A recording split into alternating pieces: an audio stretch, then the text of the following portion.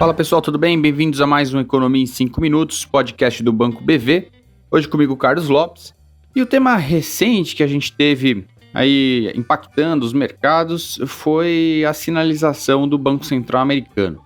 A gente vinha de uma série de dados econômicos que deram sinais mistos ali sobre a situação na economia americana, né? De um lado a gente teve dados de mercado de trabalho, a criação de vagas nos Estados Unidos surpreendeu muito negativamente na última divulgação, com revisões dos números para trás, bem para baixo, e isso trouxe então uma certa preocupação sobre qual o verdadeiro ritmo ali do mercado de trabalho nos Estados Unidos e se isso implicaria cortes de juros mais cedo ou mais intensos nos Estados Unidos. E por outro lado, a gente teve dados de inflação, ainda mostrando uma inflação que se mantém elevada acima da meta para o consumidor e com alguns sinais de impacto das tarifas, principalmente no atacado, né? Inflação no atacado já mostrando a aceleração de algum desses bens mais impactados pelas tarifas e isso podendo se transmitir para a inflação ao consumidor nos meses seguintes. Então, esses dados confusos deixaram o mercado se perguntando sobre qual seria a reação do Fed diante disso. Aí a gente teve a divulgação da ata da última reunião do Fed e ela veio com um tom mais duro, né, mostrando preocupação ali sobre o eventual impacto das tarifas e tudo mais. Só que essa ata, a reunião propriamente, ela aconteceu antes da divulgação desse conjunto de dados mais confuso, vamos dizer assim. E por isso, a ata dessa reunião também pareceu um pouco envelhecida, talvez não estivesse refletindo a atual visão do Fed após esse conjunto de dados.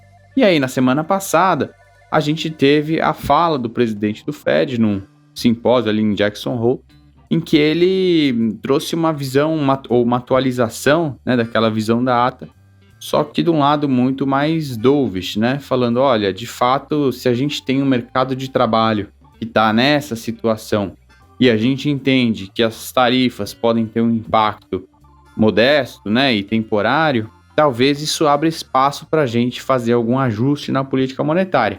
E essa possibilidade de ajuste fez com que o mercado, então, enxergasse isso como um sinal de que o Banco Central pode começar a cortar juros já agora em setembro e talvez fazer um ciclo ou mais rápido ou mais longo.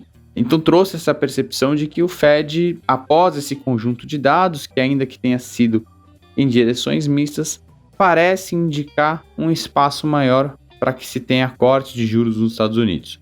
Diante desse cenário, a gente acabou se beneficiando. Os ativos de risco, né, quando a gente tem a queda dos juros americanos, em geral, a gente tem uma melhora dos ativos de risco no mundo e isso aconteceu com os ativos de mercados emergentes, ajudando aqui no caso o Brasil.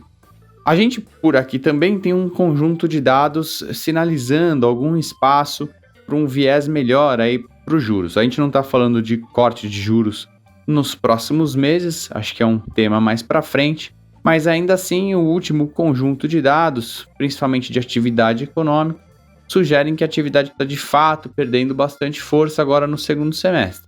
Por outro lado, a gente tem dados de inflação que, embora mostrem que a inflação está de fato desacelerando, ela ainda segue num patamar muito alto.